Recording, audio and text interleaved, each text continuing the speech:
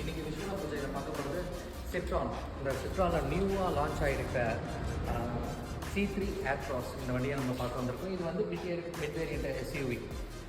இந்த வண்டியை பொறுத்த வரைக்கும் சொன்னீங்கன்னா நியர்பை வந்து நீங்கள் ஹுண்டாயில் வந்து க்ரீட்டா அதை பேசிக்காக வேணால் எடுத்துக்கலாம். இந்த வண்டி வந்து பார்க்கறதுக்கு நல்லா செம லாங்காக இருக்குது, நல்லா லாங்காக இருக்குது. ஹைட்டு கூட நம்ம எதிர்பார்த்த ஹைட் கிடைக்குது. சரி, ஓகே.